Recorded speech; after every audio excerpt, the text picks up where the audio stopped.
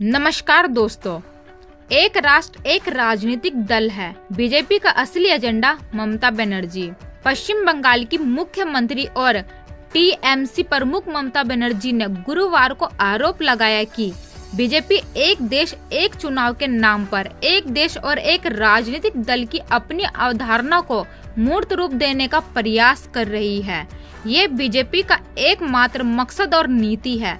दरअसल उन्होंने ये बात कूच बिहार जिले में पीएम मोदी की रैली से पहले एक जनसभा में कही। सीएम ममता बनर्जी ने प्रधानमंत्री नरेंद्र मोदी का नाम लिए बगैर कहा कि आज आप देखेंगे कोई अपने आंसू बहाएगा। आप उनसे जरा 11 लाख लाभार्थियों के भाग्य के बारे में पूछे, जिनकी सूची यहाँ से केंद्र सरकार के पास भेजी गई। उनसे पूछे कि मनरेगा के तहत 100 दिन की नौकरी योजना के लंबित बकाये का क्या हुआ। उन्होंने कहा कि बीजेपी सीबीआई और ईडी जैसे केंद्रीय एजेंसियों को तैनात करने की कोशिश कर रही है और आगामी लोकसभा चुनाव से पहले पश्चिम बंगाल को निशाना बना रही है। सीएम ने कहा, इसके अलावा बीजेपी हमें केंद्रीय जांच एजेंसियों के जरिए हमें डराने की कोशिश कर रही है, लेकिन हम किसी भी दबाव में जांच एजेंसियों के सामने नहीं झुकेंगे।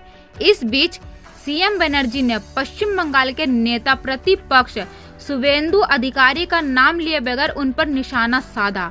उन्होंने कहा, जो हमारी पार्टी में बोझ था वो अब बीजेपी के लिए एसिड है।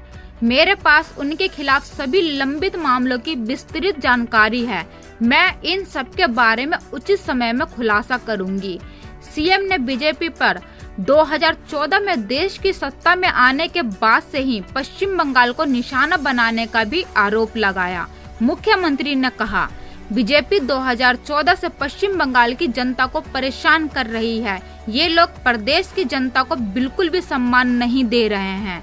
ये लोग 2014 से प्रदेश में गुंडागर्दी बढ़ाने का प्रयास कर रहे हैं।